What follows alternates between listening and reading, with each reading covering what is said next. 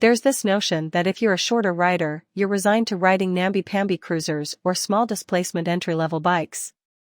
The feeling is that the motorcycle industry is saying, let them eat cake, as it steers shorter folks toward the dusty Dimino cruiser, resplendent in chromed plastic and 80s styling, in a forgotten corner of the shop.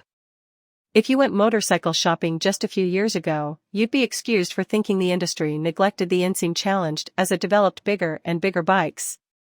I mean, have you seen the Ducati Multistrada Enduro and Honda Africa Twin Adventure Sports?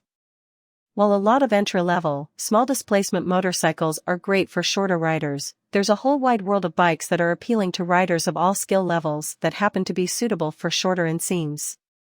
With that in mind, here's a batch of new motorcycles that run the gamut from the obligatory entry-level bike to a 1,262 cubic centimeters power cruiser.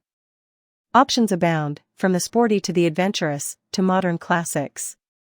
It's 2019, OEMs are making bikes for the people. So have your cake and eat it too. Shorter, experienced riders looking into new motorcycles they can actually fit on have long had to settle for wheezy, small-displacement beginner bikes that don't ever come close to scratching that performance itch. While that still may be the overall case, manufacturers have started paying more attention of late, perhaps because there are more women in the riding population these days. Bottom line, there are more real motorcycle options out there than ever, so inseam-challenged pilots really won't have to settle for an underpowered starter bike anymore. After scanning bike forums and poking around the interwebs to suss out the sticking points, we came up with these: seats south of 30 inches, we allowed up to 32, an ideal weight of less than 500 pounds, again we squeezed in exceptions, which we'll explain, but decent power, i.e., machines that can hang with freeway traffic without trying hard. For the comfort equation, we looked for ergonomics that don't stretch you out, with a comfortable reach to the bars and pegs and a narrow seat, along with good weight distribution. That cuts out most beginner-friendly 250s and play bikes, but we also skipped sport bikes because, well, that's just not our wheelhouse. Those parameters also mean a lot of cruisers didn't make the cut, but plenty of retros and standards did.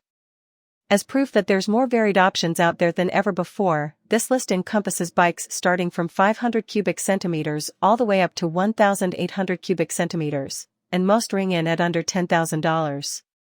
There's no height requirement for riding a motorcycle, and folks who are a little lower to the ground can have just as much fun tearing up the roads and talking smack on their motorcycle intercoms as